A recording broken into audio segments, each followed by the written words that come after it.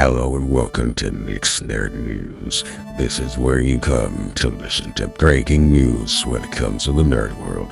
That means we have breaking video game news, movie news, and TV news.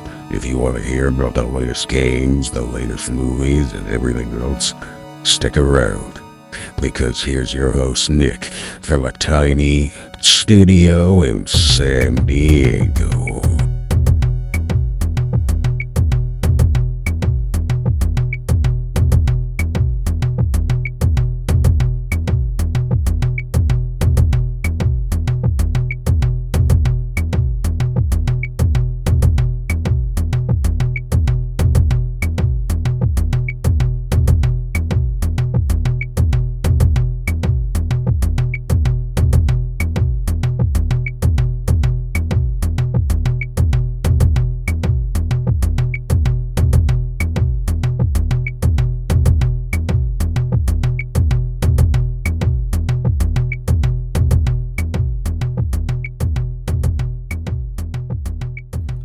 What's up, guys? How are you guys doing today? That's weird. I've never had my intro play like... Anyway, I apologize for going almost 2 hours the last few weeks on every episode. I don't know what the deal is behind that. I have no reason for talking that much. I really don't. So I will do my best to keep it short and sweet today. I can't promise that I won't, though.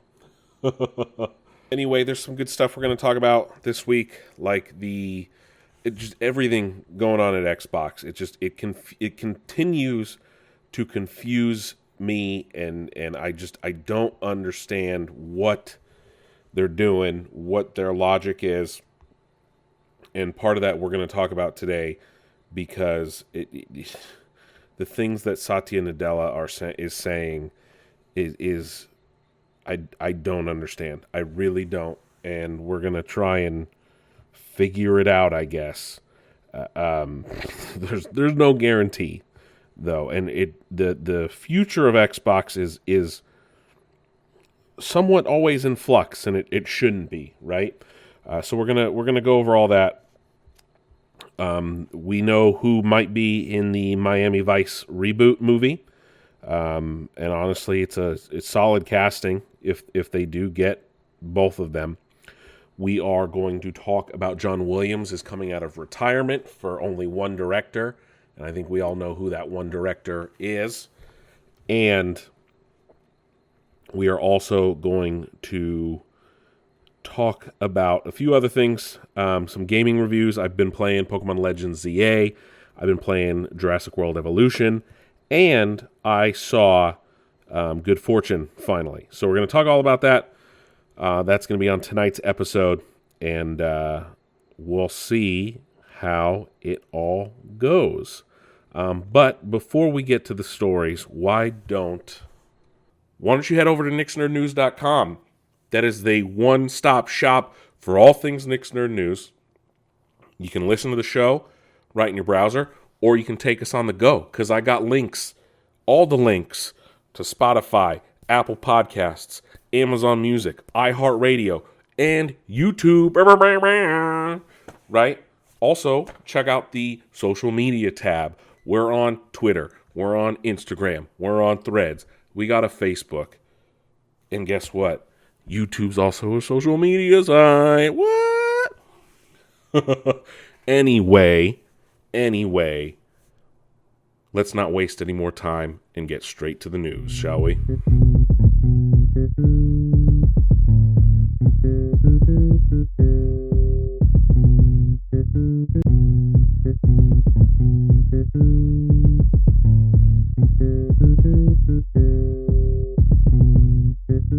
All right, we need to talk about Xbox, and just I know I've been ranting about it the last few weeks, but realistically, there's just so many things that don't make any sense anymore, and it's really starting to make me question the future of the brand, and if Microsoft really wants to make money off of it, Are they just trying to drain it dry completely? I really do not understand where the logic is in it. We finally learned last week about the report about why Microsoft has been making some of the decisions they've been making. It's a new report from Jason Schreier, which it's hard to not believe anything that he finds out and reports. It's very rare that he's wrong. Writing for Bloomberg this time, but we've learned via him that Microsoft has put a 30% profit margin goal on all of Xbox as a division of Microsoft.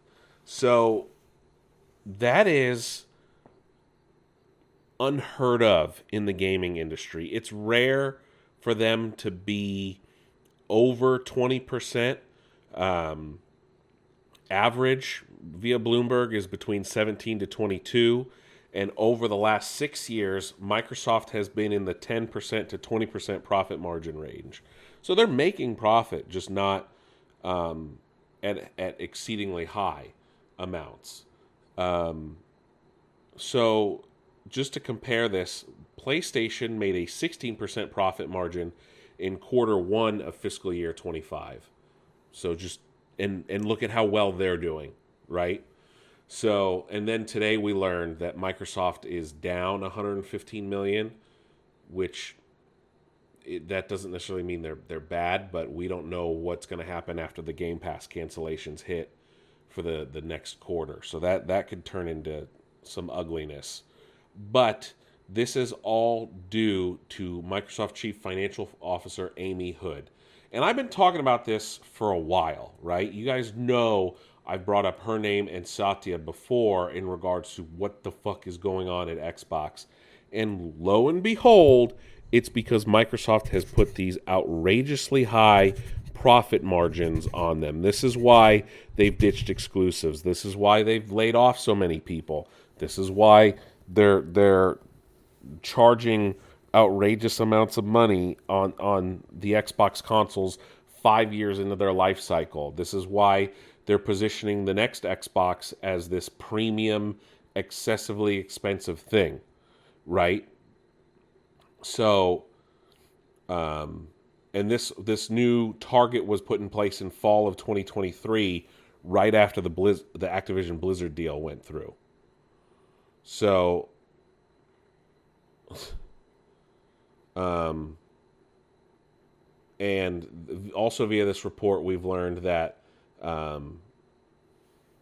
the games are their focus, and then what they're calling "quote unquote" floundering hardware division is going to face a significant rethinking. This is why the handheld was most likely canceled, despite the fact that they're pushing it. This is why the next Xbox is going to be a premiumly priced product that is increasingly sounding more and more and more like a PC and not a traditional home console. I just this 30% profit margin is asinine. It's what's driving issues with everything. It's why people are very upset with Xbox in general. I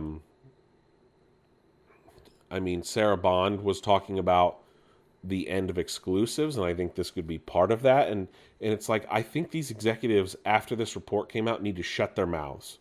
Realistically, everything they say now is going to be taken with a grain of salt, or with this idea of, oh, they're just pushing for profit.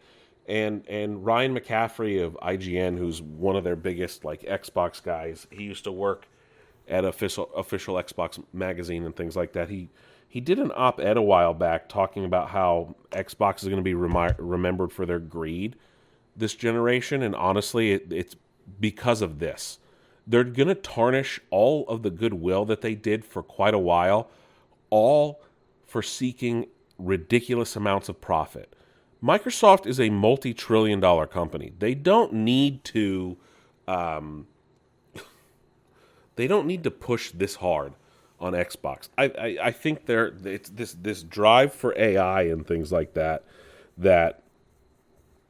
and unfortunately the final nail in the coffin was pushed with the Halo Campaign Evolved announcement. So I'm really just confused and frustrated. Then we learned from Phil Spencer about AI use in gaming, and I get it. They're forcing that on him. He was on a moderated panel with Double Fine studio head Tim Schafer at the Paley International Council Summit in Northern California, talking about gaming and AI. Phil said, quote, "Our applications of AI today are mostly actually on the security and protection of our networks. It's now at a scale where you can't really moderate the safety of those with just people alone. The volume is too high, so we have AI that we use to make sure the conversation and topics that are happening and for protected child accounts and other things, and who gets to talk to those accounts to those people, is locked down by parents or guardians who are setting those controls. That's our primary use of AI inside our organization today, which maybe isn't the most glamorous use of AI, but it's something that I fundamentally believe in," unquote. I like to hear that because, A, they're not pushing it in games. On the creative process, though, and if they would be used for games, he said, quote, "On the creative side, I really leave it up to the teams. I have found that creative teams will use tools that make their job easier when it makes their job easier, and any top-down mandate that thou must use a certain tool is not really a path to success. I look at the teams and we make tools available, and I kind of let it organically percolate." An area that you've talked about that's interesting is discovery. How do I find the next thing that I might love? In that scenario where we were looking at some of the AI tools, it's not in practice today, but there's a way for us to use discovery based on things that you've done in the past to surface the next thing you might not know about that might be interesting to you. On the production side, which I think is where a lot of people go, we don't have any goals in our model for that to happen. I think more about the pace of creativity, maybe the number of things we can try and take risks on before we decide on our next opportunity, but our AI use today is much more operational than it is in the creative space, unquote. That I appreciate. That is the smart approach, and not forcing it into games or anything like that.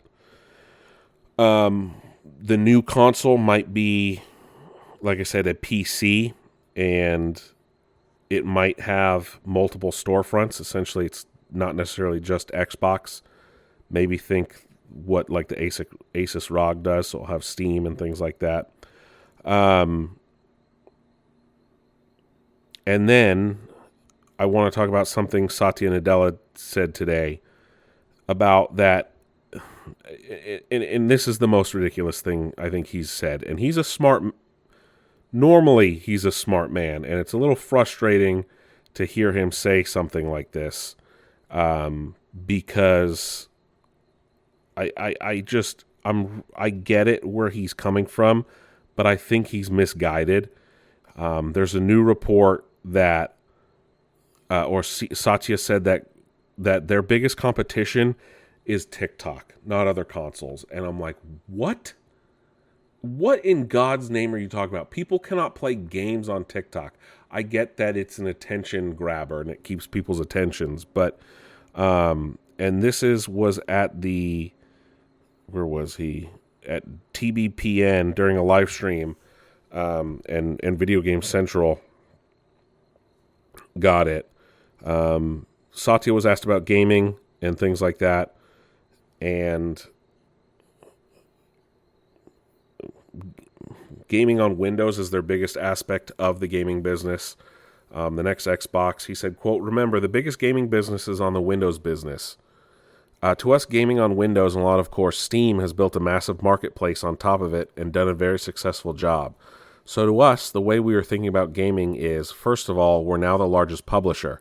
So therefore, we want to be a fantastic publisher, similar in approach to what we did with Office.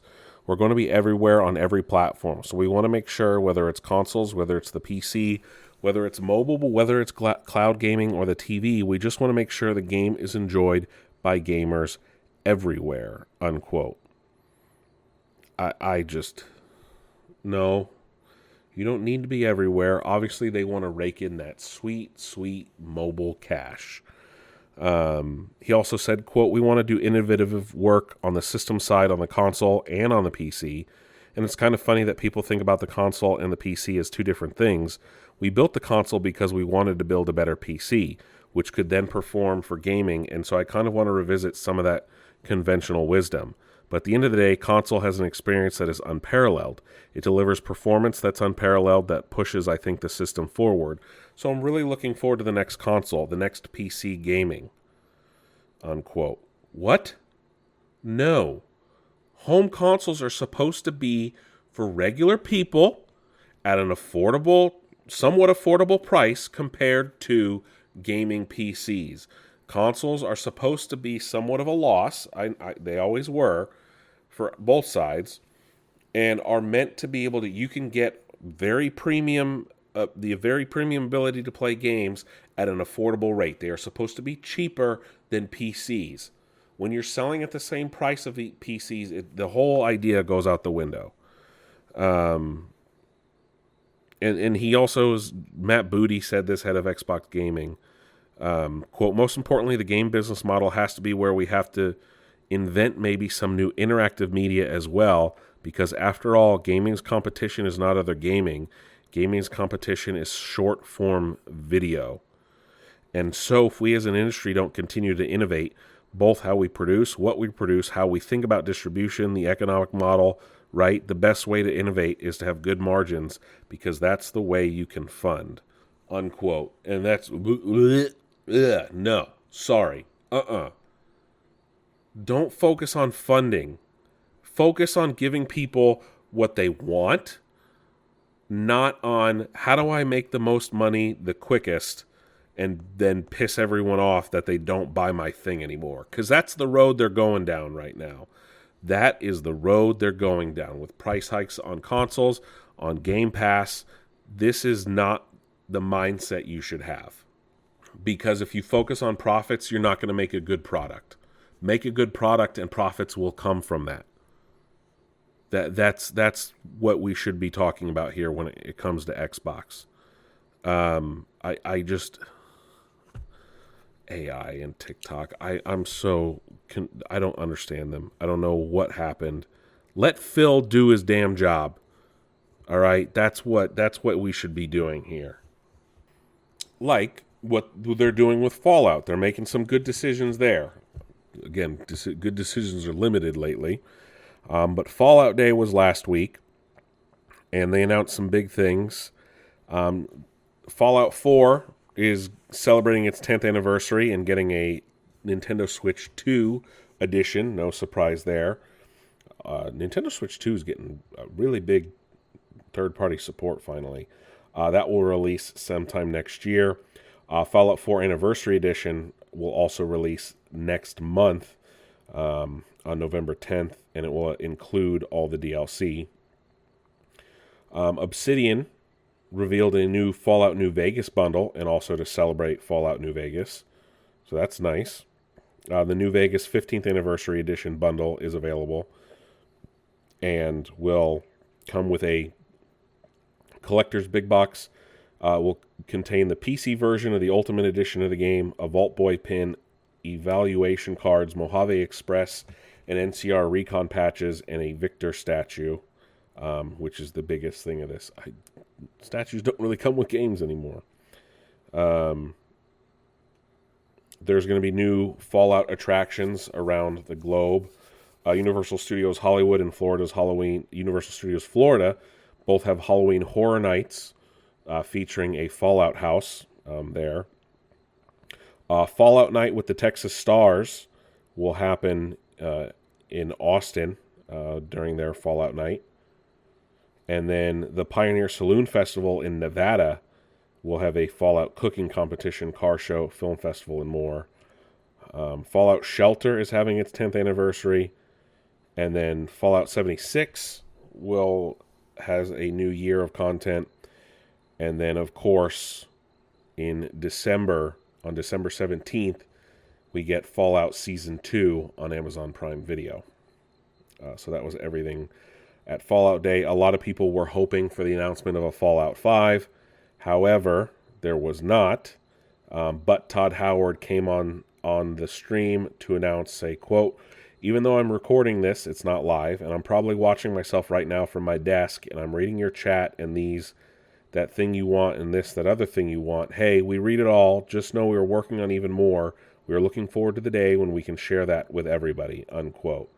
So I don't know if that means Fallout 5. I don't know if that means Fallout New Vegas 2. I don't know if that is in reference to the Elder Scrolls 6. But it sounds like Todd is listening. There was also the Galaxies showcase. That's where a lot of indie games are shown off. A lot of release dates.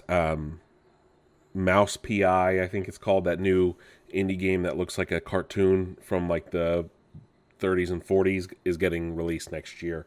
That was announced at Galaxies showcase, and a lot of other things as well. Ghosts of Yotei has sold decently well. Not amazing, but not bad, says the analysts. Sony hasn't announced any global sales figures yet, but the game did launch on October 2nd, and Circana, the group that does a lot of video game industry insight, and Matt Piscatella, who works there, said that Sucker Punch sold, quote, perfectly fine, not amazing, not bad, unquote. But remember, if you guys remember, Ghost of Tsushima, which came out on PlayStation 4 5 years ago in 2020, sold extremely well, was a breakout hit. It has done the same, though. So Ghost of Yotei has sold same dollars as Ghost of Tsushima. However, remember, with inflation and everything else that going on, that doesn't necessarily mean that it's done better. But Ghost of Yotei in the U.S. was down by a mid-single-digit % versus Ghost of Tsushima. So it sold slightly less, dollar sales up, but the average price per unit is up 12% than it was on Ghost of Tsushima. So that is a big part of it as well. And remember, when Ghost of Tsushima came out, most people were still at home. More people playing video games. Speaking of game sales, Pokemon Legends ZA has sold 5.8 million units in its launch week. Half of them were on the Nintendo Switch 2, so a 50-50 split just about. The Pokemon Company announced that it had sold 5.8 million units, with half of those being on the Switch 2. We don't have an exact number. And it's the first Pokemon game, of course, to feature real-time Pokemon battles. We'll talk about it in a little bit. It is the 5th best-selling game of the franchise in terms of first-week sales. That did better than when Pokemon X and Y came out, as well as Let's Go Pikachu and Eevee in their first weeks. But not as well as Pokemon Scarlet Violet, Pokemon Legends Arceus, or Pokemon Sword and Shield. So it's there, but not as high as those. Scarlet and Violet was the number one selling Pokemon game in the franchise. But we'll talk about it in a little bit. We got some other things to talk about. Because Halo Campaign Evolved was announced this weekend at the Halo Championship Series in Seattle. We got a couple different videos of behind the scenes, a table discussion, and a full trailer. And Halo is officially going to PlayStation. Whatever. They get to finally play the original Halo campaign. Sure, fine.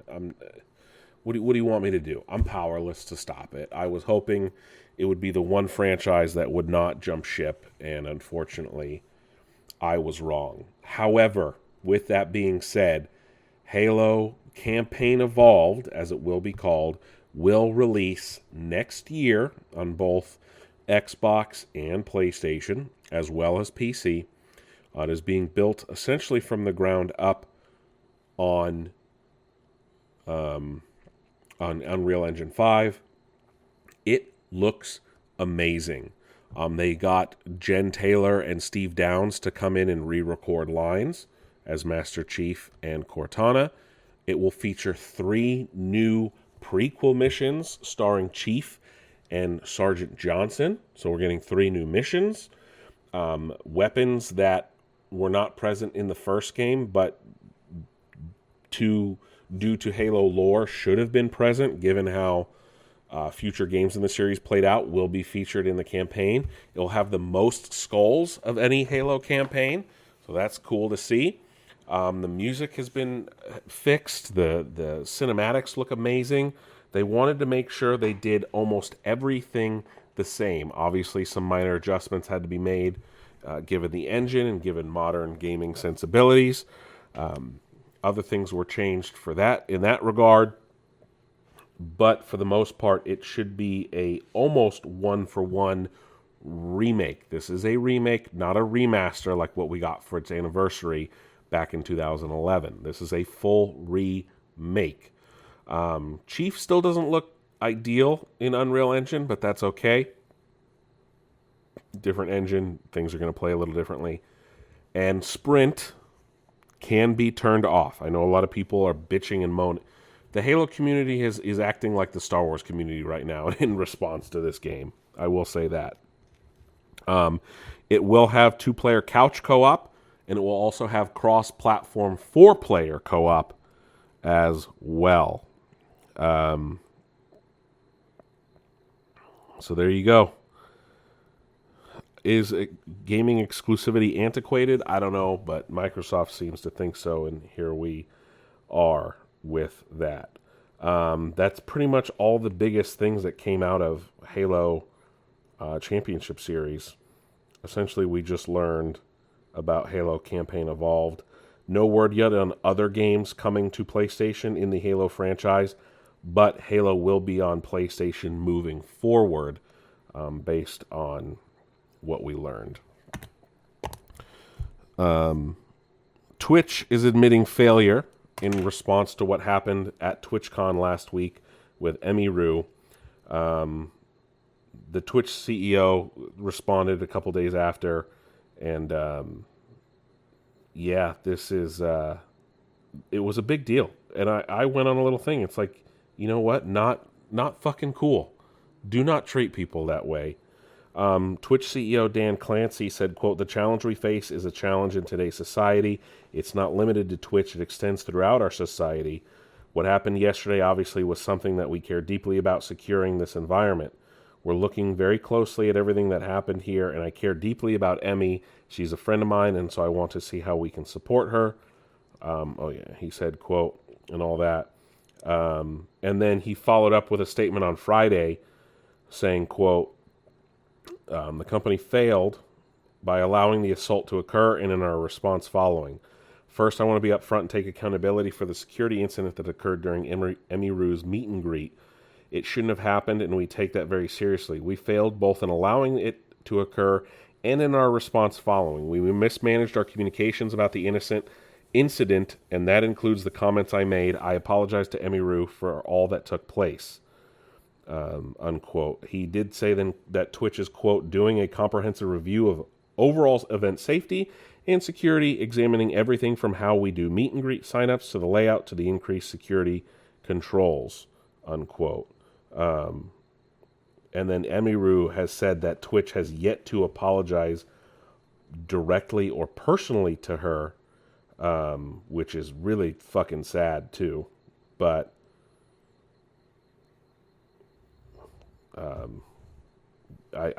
it's all a really shitty situation.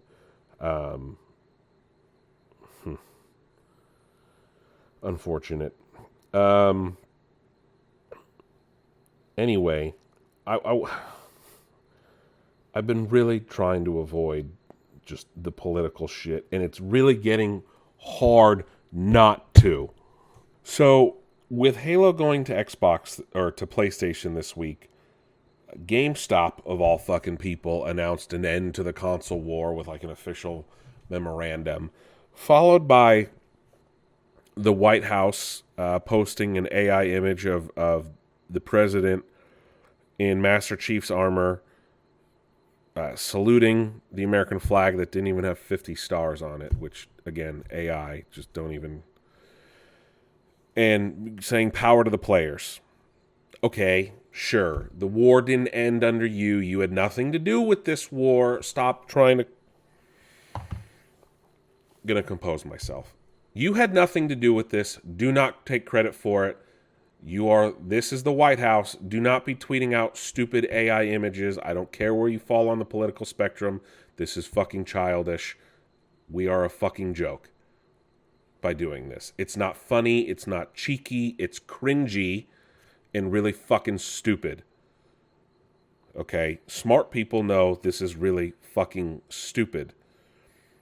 The next thing they did, which is abhorrent in any way, shape, or form, is, and this is not the first time they've done this, Department of Homeland Security and an Immigration Enforcement shared a video or a picture of Master Chief driving a Warthog with a Marine on the back, an image from the first Halo, saying, finishing this fight, destroy the flood, join ice.gov. Comparing human beings, regardless of where they are from, to the flood is an outrageous and ridiculous thing. They are human beings. They are not a parasite. They are not a virus. Am I taking a stance right now? Probably, because it's the most fucked up thing I've seen in a very long time. Especially when they're using a property that I love, and it was not intended to be used this way. Microsoft has remained completely silent, which is really weird. No, it's not weird. They're trying to curry favor. Of course, every other CEO is sucking up to them. But Marcus Leto, who is the art director on Halo Combat Evolved, we talked about him last week. He most recently worked on games like Battlefield 6 and things like that. Said, quote, it really makes me sick seeing Halo co-opted like this, unquote. Jamie Gressimer, who was a key developer behind Halo, essentially designed the campaign on Halo, said, quote, using Halo imagery in a call to destroy people because of their immigration status goes way too far and ought to offend every Halo fan regardless of political orientation. I personally find it despicable. The Flood are evil space zombie parasites and are not an allegory to any group of people. I think Halo's world is rich and wide and has layers that reward a deeper look and has an outsized impact on culture, so it's easy to read into it and see elements of current or historical events. But it was not written as an allegory to any specific religion or political party or movement. The prophets are not popes. The grunts are not Wahhabis. The Flood are definitely not illegal immigrants. The Master Chief is not a Christ figure, and Cortana is not the Virgin Mary, I guess. Unquote. The White House Deputy Press Secretary Kush Desai told reporter Alyssa Mercanti, saying, quote, yet another war ended under President Trump's watch. Only one leader is fully committed to giving power to the players, and that leader is Donald J. Trump. That's why he's hugely popular with the American people and American gamers, unquote. No, he fucking isn't. And you know how I know he isn't? He put tariffs on China and Vietnam and Taiwan where every gamer's thing is made. How about that? Every fucking console and periphery and so many other fucking things are made in those places. If he cared about gamers in any fucking sense, which I don't even know if he knows how video games work personally. The man's 80 years old, all right? How many 80-year-olds you know that play video games or know anything about video games? Very little. But if you actually cared about gamers, you wouldn't be enacting these fucking tariffs on everything. Or Japan, for that matter. All right? And you didn't end the console war. Do not take credit for that at all. That's on Microsoft for essentially burying their head in the fucking sand. This is what really fucking irritates me. All right? I'm not trying to be political, and this is bullshit that's happening that we have to talk about because we live in a fucking joke right now. I don't fucking understand what is going on anymore. And I avoided this topic before because it came up before where ICE used the Pokemon theme song and Ash Ketchum and saying, gotta catch them all, I'm fine with if you go after actual criminals. They are not going after criminals anymore, and that is blatantly obvious. Before you say anything about me, even Joe Rogan has been calling them out for just going after people willy-nilly. And the Pokemon Company responded, unlike Microsoft, and the Pokemon Company tends to try to not get involved in scandals or anything. And they said, quote, "We are aware of a recent video posted by the Department of Homeland Security that includes imagery and language associated with our brand. Our company was not involved in the creation or distribution of this content, and permission was not granted for the use of our intellectual property," unquote. Nintendo's former legal chief, where's his name, was interviewed by IGN at the time, and he said, quote, "I don't see them doing anything about this for a few reasons. First, think of how little you see the Pokemon Company International's name in the press. They are insanely publicity shy and prefer to let the brand be the brand. Second, many of their execs in the United States are on green cards. Even if I was still at the company, I wouldn't touch this, and I'm the most trigger-happy chief legal officer I've ever met. This will blow over in a couple of days, and they'll be happy to let it," unquote. Well, here we go. They did it again, and they used AI again, which they use at the really worst fucking times. And they wade into a situation and use iconography and imagery that literally just is not... Do not fucking do this. I'm sorry. Just be a normal government agency and recruit the right way. Do not go after chuds in their fucking basements playing video games. It's fucking ridiculous. And I'm mad that I got to talk about this shit, and I don't want to talk about it on here. I really, and you're like, you could have just avoided it. No, I couldn't avoid it because this is a big fucking deal. I don't care who you voted for. You got to understand this shit is not okay. It's not. It's really fucking not. And I don't know if it's because I live in an area that's close to the border and I have more interactions with people that have cross-border families and situations, and I interact with more people that are not necessarily of permanent status. I don't want to say illegal or not because I don't care to ask people what their status is because that's not in my fucking forefront. It's not okay to do this with video game stuff. Just don't use pop culture stuff. How about that? All right, you're going to piss off a lot of people, and I know they're doing it on purpose.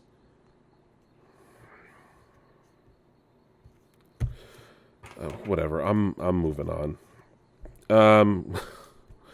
Crash Bandicoot is getting a television show on Amazon, which is great, or Netflix. Sorry, I don't know why I said Amazon.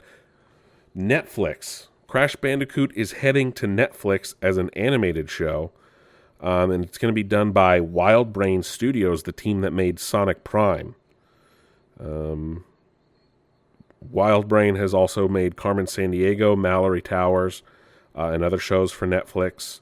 This will be the first time Crash Bandicoot has his own television show. No details were released or anything like that. We did get some concept images as well. But there you go. Crash Bandicoot. There was an ID at Xbox showcase this week, showing off a lot of new indie games, more stuff of Mouse PI for hire. Invincible Versus got showed off some new things. Vampire Survivors added new stuff. Just a lot of looks at more indie games and things like that at ID at Xbox. Some of them look really fun. Some of them look interesting, but again, it's not. They're not for not every indie game is for everyone. Indie games tend to be more niche than AAA games. That's why they're indie games. Amazon is laying off 14,000 staff. mostly potentially in the gaming division, as New World, their MMO, will enter maintenance mode. There's no guarantee it will be online next year, which is crazy to say. And now its Lord of the Rings MMO has been thrown into question. Amazon confirmed cuts of at least 14,000 people, one of the largest layoffs in recent years at a tech company. So this is mostly due to the fact that they are behind on GPUs for AWS and can't make up for it. And Bloomberg is reporting that there are significant cuts coming to Amazon's video games operations. And this will mostly be affected at its Irvine and San Diego offices. Glad I didn't jump ship to go there. And that the game will remain online through next year. However, beyond that is another question. So they're going to also cut back on MMOs. No word yet, though, on what's going to happen with their Lord of the Rings MMO that they're doing with the Embracer Group. So we'll see what happens ultimately with that. The CEO of Remedy is stepping down after Firebreak did not sell as well as they were anticipating, which is crazy to hear. So in a new earnings report issued today, Remedy is recognizing a $17.4 million impairment charge representing most of the development costs of FBC Firebreak. So their revenue decreased 32% year over year, and it's driven by lower development fees coming in than last year at the same time. So as it had gotten money from Annapurna to develop games on Control 2 and other things like that. So CEO Tero Virtala has stepped down after 9 years as CEO and will be replaced interim by board chairman Marcus Maki. So there you go.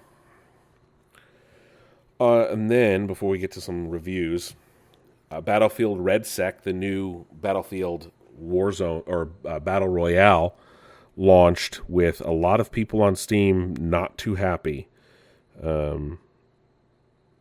It launched across PC and consoles for free this week. A lot of negative Steam reviews. So just 35% of Steam user reviews are positive, but mostly negative. People are not happy with the premium experience. And it also started with Season 1 launch on the base game. So it will be interesting to see what happens and if any changes are made. Let's talk about some games, though, that I played. Pokemon Legends ZA, let's start with that. I'm having a lot of fun with it. I've played maybe 10 hours or so, about halfway, I think, from my understanding. It's running very smoothly on my original Switch. I will say that. People complaining about it on the Switch, I think, is a little unfounded unless you have like a day one Switch. I don't have a day one Switch, but it's been running very smoothly. There's not a whole lot of issues I've seen. Like Scarlet and Violet, when I played that, a lot of pop-in, a lot of graphical issues, a lot of issues. A lot of them. I still had fun playing Scarlet and Violet, but just it did not perform well. Sluggish, slow, missing assets sometimes, things just not loading properly. I am not having any issues like that in Legends ZA. And yes, I know the assets on some buildings are flat, as many of you have probably seen. The animations for the Pokemon to Mega Evolution, everything just runs smoothly. My biggest gripes with it are the fact that there's no voice acting. It's 2025 and we still have no voice acting in a Pokemon game, or any Nintendo game for that matter. And the reason I'm more upset about it than usual is because they animated the mouths moving on the characters. Like their physical mouths move and make it look like they're saying what you're reading in their speech bubbles. Like, really? You're going to do all that, but you're not going to hire people to just finally voice the game?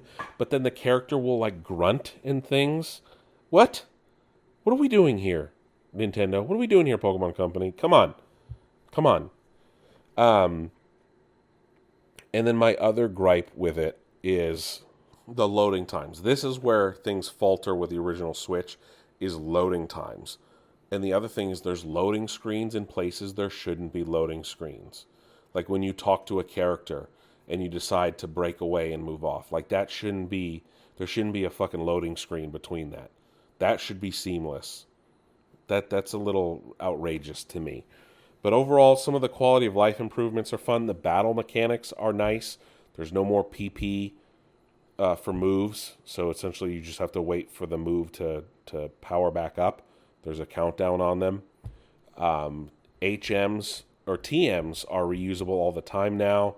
They kept the stuff that was in Scarlet and Violet and Arceus where you can go and look at your Pokemon's moves that they've learned over leveling up, and you can go back and change moves and things like that. I do like that feature that they've added in the modern games. I think it's ridiculous that moves and things were limited and couldn't be remembered given how the anime plays out.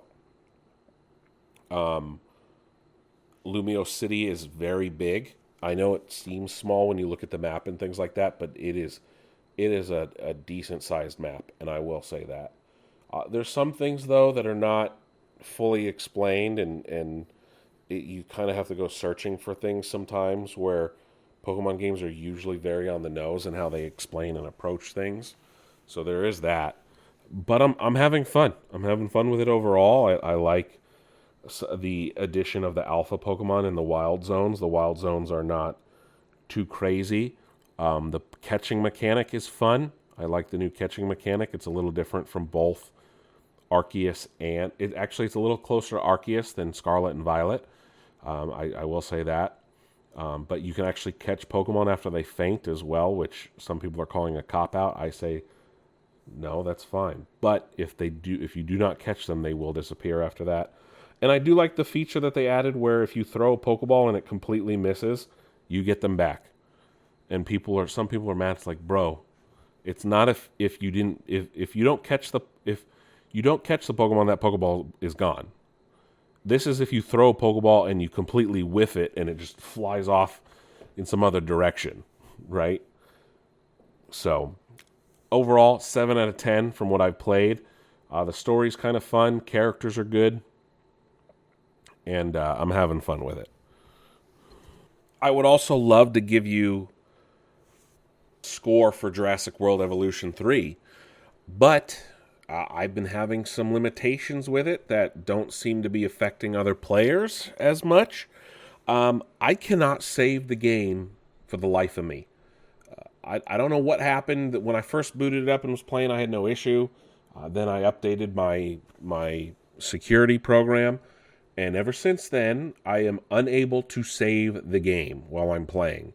I've tried everything. There's been some minor fixes that work temporarily, and then I'll play for like 20 minutes and it says, cannot save the game. And I can't change maps because the campaign's non-linear and you can jump around. Don't get me wrong, it's very fun. There's a lot of stuff that's different and engaging and a little better than... just more improvements on the previous two games. There's a lot of customizability that I just didn't have the time for right now, that I wanted to play the game. But once I have some more time to play in a sandbox mode, I will let my limited creative sensibilities flow. Everything will be very boxy.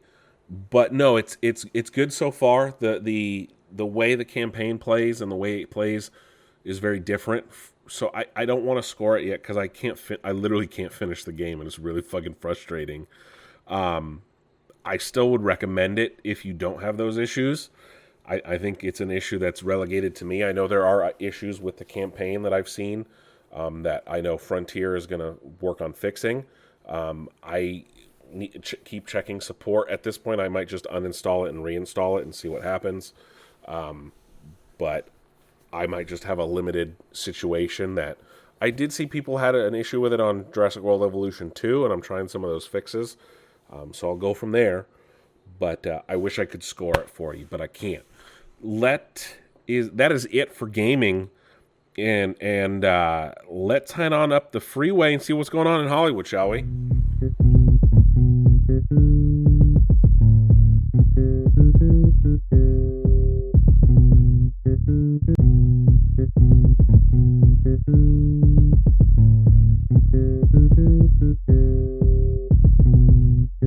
So, Stranger Things is coming soon, and the finale was recently announced to be airing in theaters on December 31st. Well, the Duffer Brothers are telling you should go watch it in theaters as long as you don't mind crying in front of other people. This was from Ross Duffer on Instagram saying, quote, "The finale, theaters, New Year's Eve. This is something my brother and I have dreamed about for years. If you don't mind crying in front of strangers, go. And if you're in LA, maybe we'll see you there," unquote.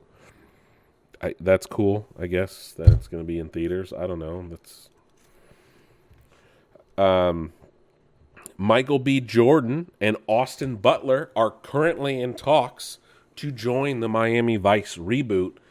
And honestly, that's some of the best casting news I've heard for a movie in a very long time.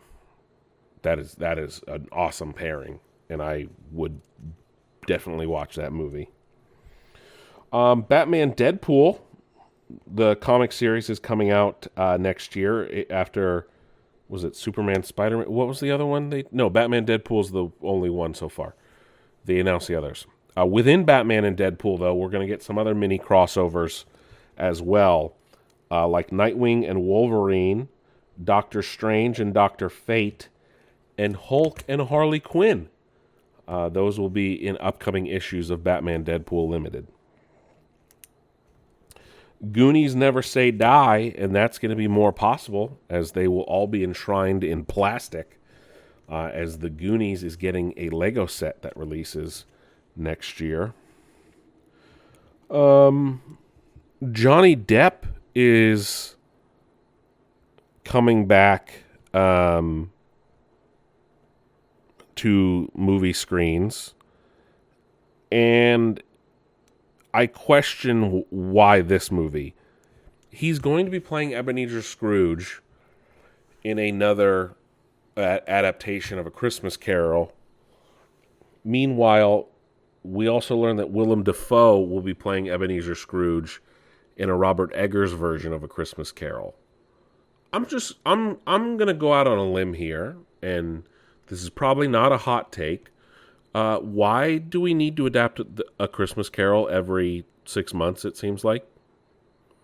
I think we have a good amount of them that are well regarded, and I understand people might want to play Ebenezer Scrooge, but I don't need a Christmas Carol movie releasing every year. I don't. We don't. No one really does at all. I think it was done to perfection with both Scrooged and then A Muppet Christmas Carol. I don't see why we need more than that. I can understand if maybe once a decade a Christmas Carol version came out, but I really do not understand why we need two more in quick succession. It boggles the mind. I do not understand this obsession with A Christmas Carol. I understand it's a great timeless holiday classic, but it doesn't need to be adapted every fucking year, dude. It doesn't. Like the returns on that are going to diminish over time, in my personal opinion. I don't see the need for it. The Hunt for Ben Solo. We learn more and more every day, and it makes me question even more why this movie was not made. Fans are now... This is something that's unified Star Wars fans, which is rare to see these days. A lot of us are questioning why we did not get this movie after hearing details about it. So much so that Collider saw Star Wars fans flying a Save the Hunt for Ben Solo flag from behind a plane over Walt Disney Studios in Burbank.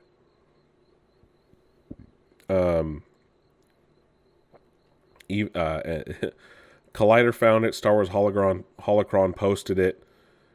Adam Driver's been talking about it. Steven Soderbergh's been talking about it. It doesn't make sense that it was passed on.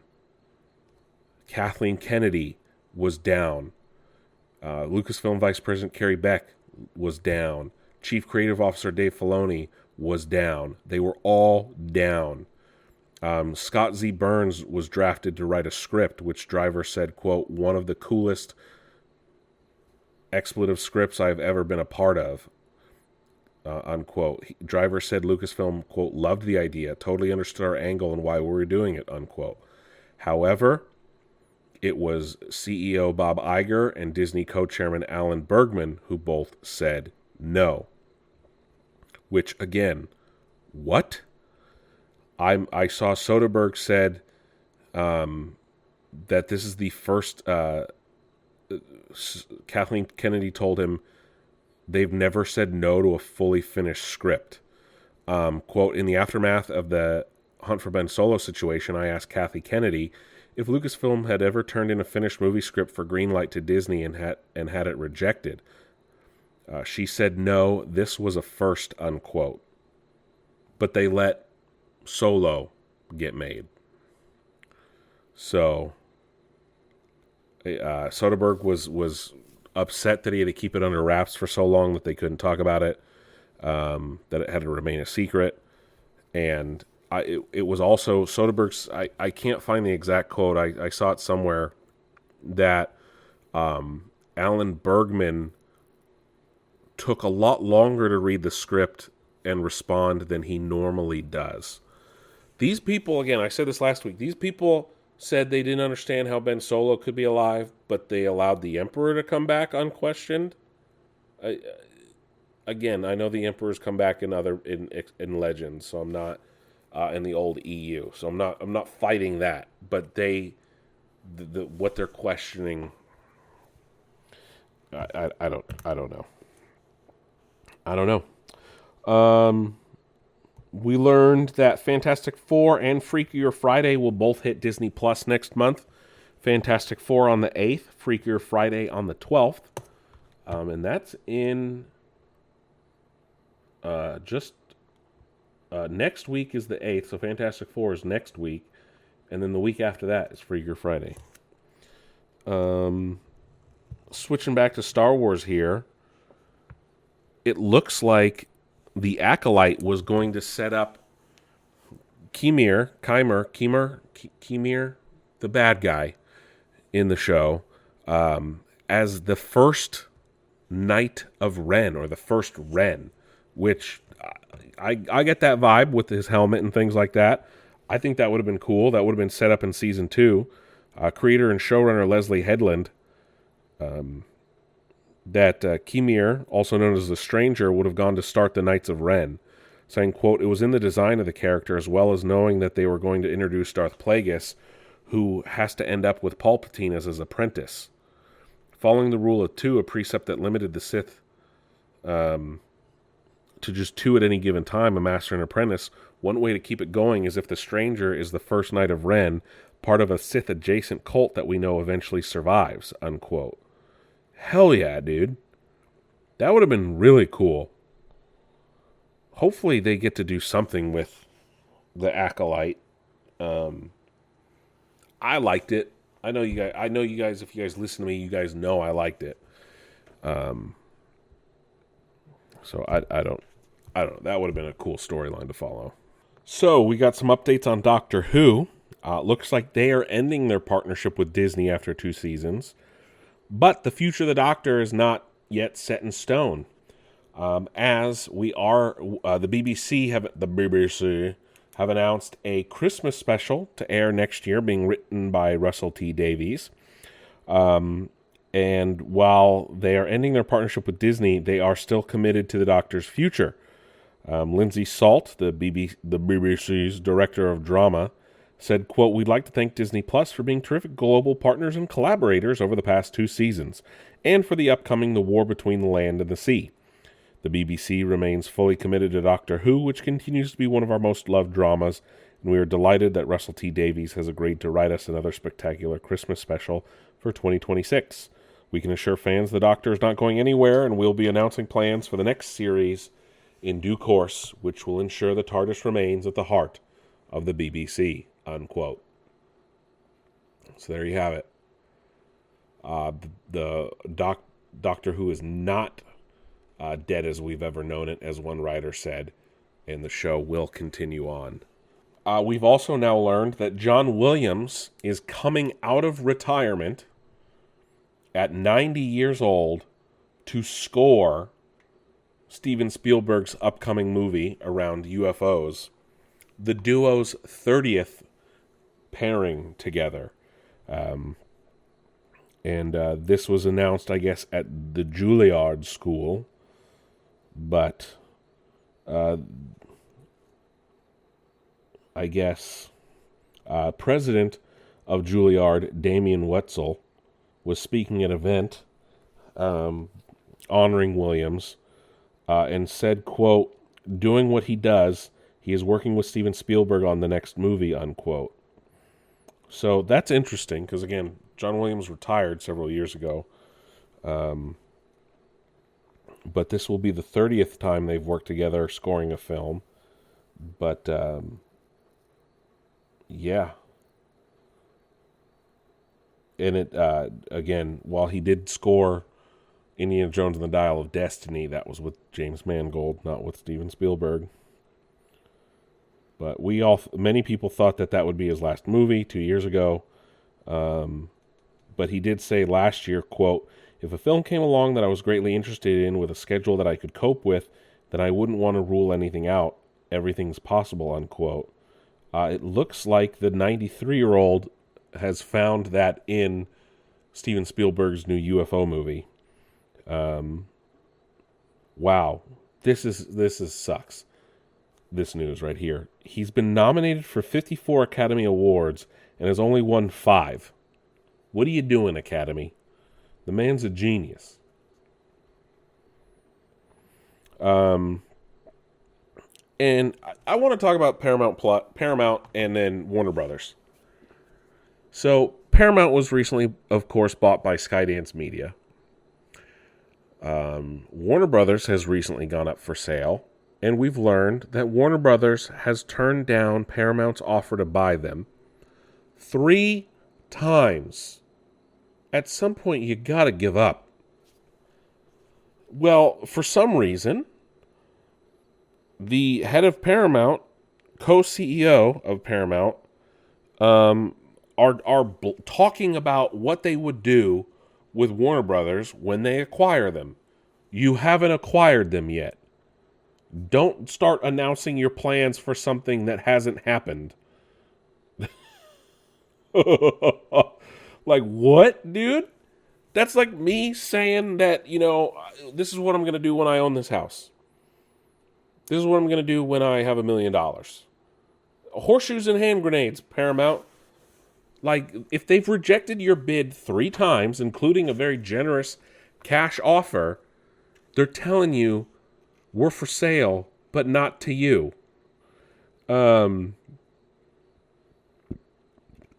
is reporting that David Ellison, CEO and controlling shareholder of Paramount, is planning to keep creative teams of the 2 studios intact, but consolidating marketing, distribution, and streaming services. People are speculating James Gunn would get fired. Doesn't seem that way, but David Ellison would merge HBO Max with Paramount Plus. I would still keep it called HBO Max. People don't know Paramount like they do HBO.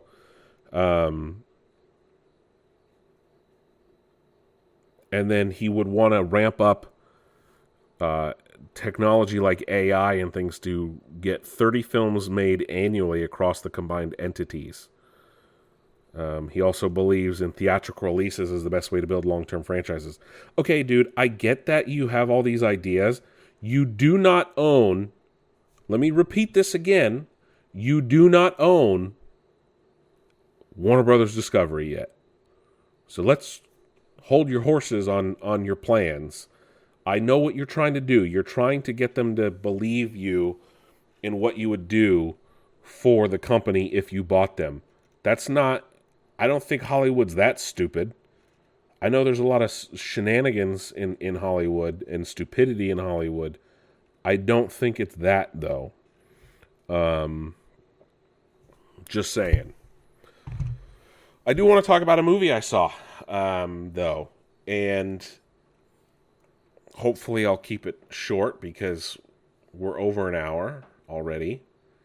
But I went and saw Good Fortune, finally. The new movie starring Aziz Ansari, directed and written by Aziz Ansari, starring Keanu Reeves and Seth Rogen and Keke Palmer as well. This movie, it hit me hard. It hit me right in the insides real fucking hard because I've been there, man. I have a full-time job and yeah, I make a decent amount of money, but that doesn't always, cover everything. I've done Uber Eats for a while as a side gig, and luckily I'm at a point where I don't need to do that part, but I'm not exactly living the high life either. I don't have it that bad, but it's not great either, and that's kind of the message of the movie. To a degree, it's like if you took Trading Places and It's a Wonderful Life and kind of put them together. Aziz plays a character that you almost sympathize with in the beginning, but as the film goes on, you're kind of like, I hate this fucking guy. But then you kind of come around to him again.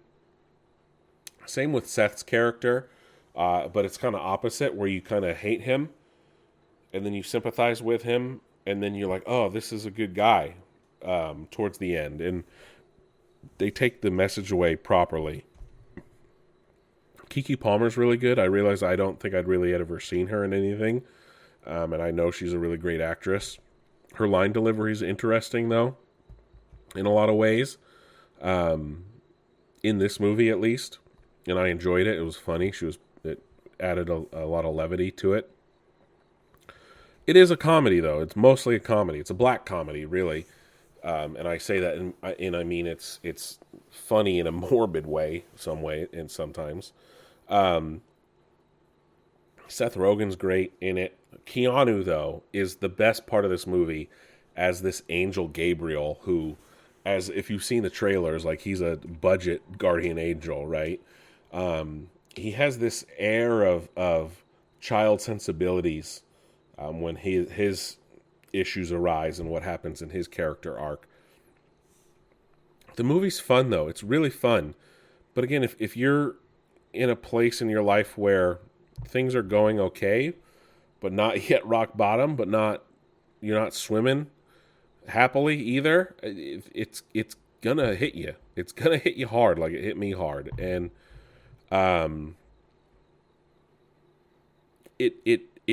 needed a minute to like think about it before I posted my quick review like I normally do.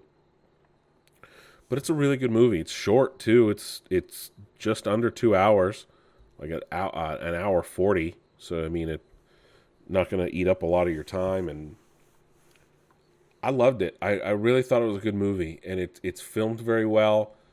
Like I said, the way that Aziz approached the characters, and it's not preachy. I can understand how you could easily walk away from this movie thinking it's preaching, and it doesn't, because of how things end and how things go over. It ended in a weird place, though, for me personally. But overall, I'd give it an 8 out of 10. It was a really good movie. It was written well. I laughed. I cried. I sound like a typical movie, like hip, stereotypical movie reviewer. But no, it was a good movie. I laughed more than anything, though. And I would highly recommend Good Fortune. But that's it for Nixner News this week. Thank you guys for tuning in. And I'll catch you guys on the flip side.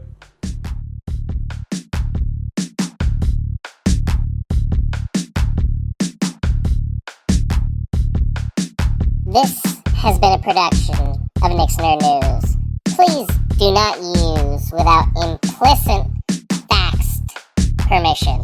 And yes,